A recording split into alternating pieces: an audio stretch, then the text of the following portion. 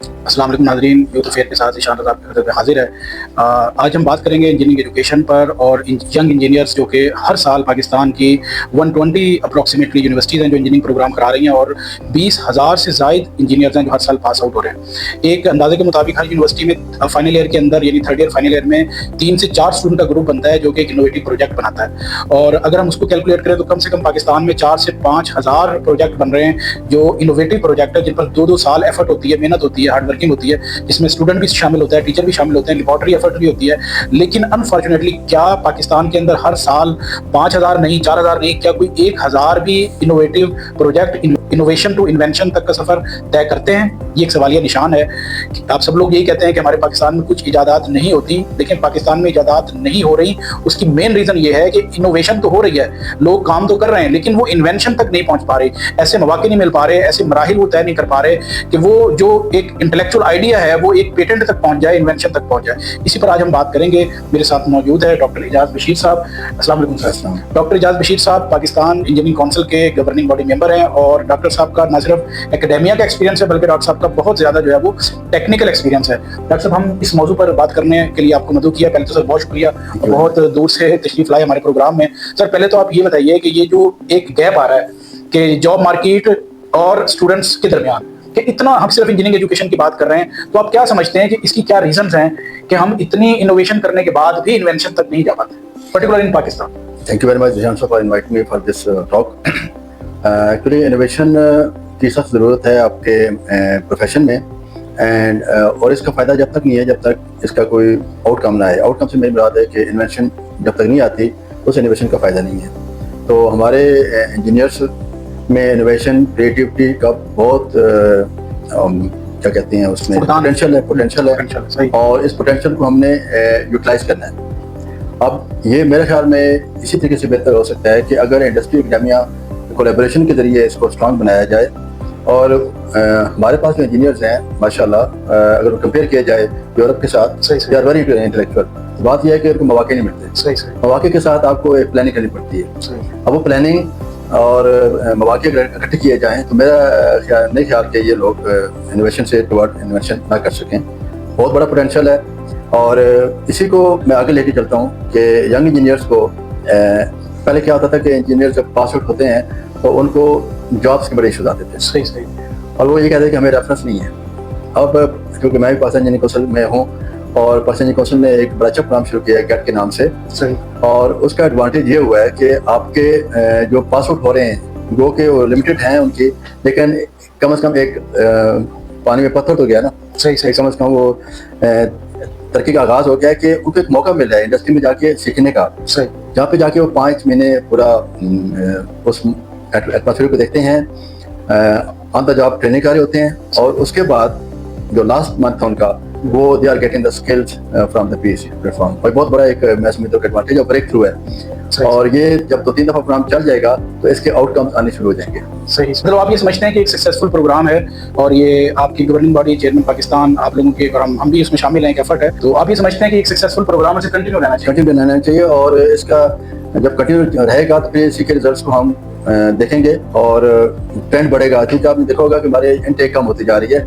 इस चीज़ को देखते हुए अब इंजीनियर्स को ये होगा कि यार हम भी इंजीनियरिंग में एडमिशन लें। अच्छा सर, एक चीज़ बताइए, अभी आपने एक बड़ी ज़बरदस्त बात की कि इंडस्ट्रियल एकेडेमिया कोलैबोरेशन, इसमें आप क्या समझते हैं कि कौन से ऐसे टॉप 3 इकदाम किए जाएं? आप इसमें सामने रखें गवर्नमेंट को, एचईसी को, पीईसी को, कि कौन से टॉप 3 ऐसे इकदाम किए जाएं जिससे कोलैबोरेशन मजबूत हो जाए, जबकि हो नहीं रही? मेरा ख्याल है कि एक तो फर्स्ट स्टेप आपका इंडस्ट्री और एकेडेमिया के दरमियान जो जॉइंट कोलैबोरेशन होती है that is in the shape of MOU. सही।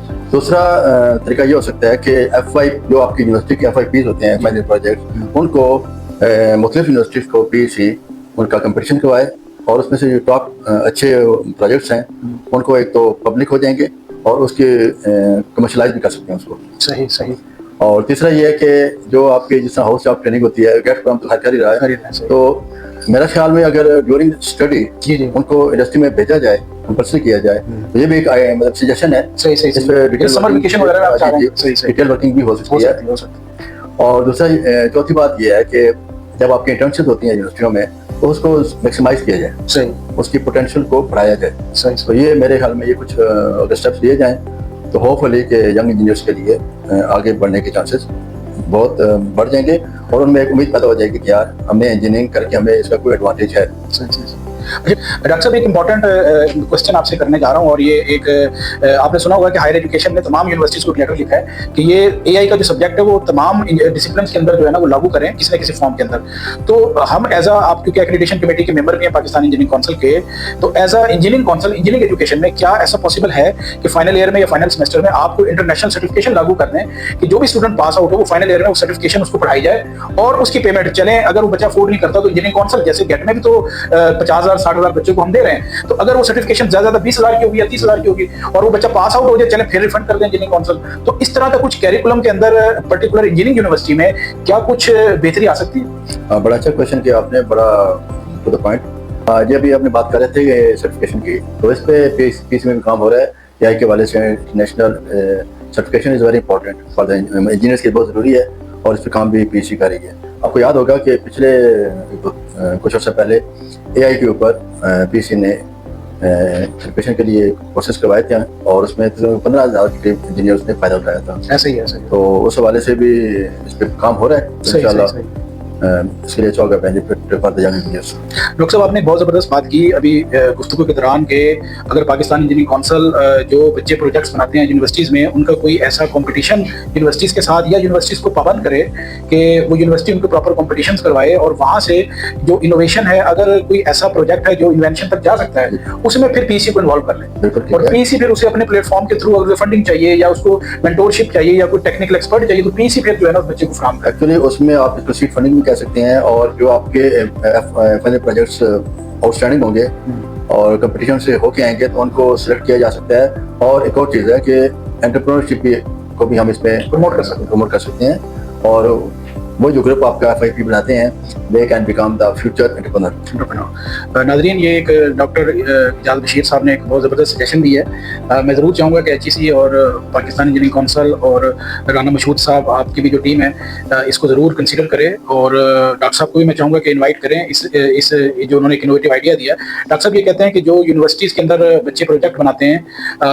एचईसी या पीसी इनको लागू करे कि वो प्रॉपर इसकी कॉम्पिटिशन करवाएं और उस कॉम्पिटिशन में कुछ एक्सपर्ट को बुलाएं और उसमें जो इनोवेटिव प्रोजेक्ट इन्वेंशन तक वो समझते हैं कि वो सफर कर सकता है उसमें फिर गवर्नमेंट ऑफ पाकिस्तान या पाकिस्तान इंजीनियरिंग काउंसिल एचईसी वो इन्वॉल्व हो। वहाँ पर सीट मनी की जरूरत है, एक्सपर्ट की जरूरत है, मेंटोर की जरूरत है, उसका कोई पोर्टल बन जाए, वो यूनिवर्सिटी अप्लाई कर दे उस बच्चे के लिए या वो बच्चा खुद अप्लाई कर दे और वहाँ से फिर वो बच्चा जो है अपनी इनोवेशन को इन्वेंशन तक लेकर जा सकता है। हमने वहीं से बात स्टार्ट की थी कि 5-6 हज़ार से ज्यादा सिर्फ इंजीनियरिंग एजुकेशन के अंदर इनोवेशन हो रही है जिस पर थोड़ी सी मेहनत की जाए तो हम उसको इन्वेंशन तक लेकर जा सकते हैं। इसी के साथ ही यूथ अफेयर्स से ईशान साहब को इजाजत दीजिए। अल्लाह हाफिज़।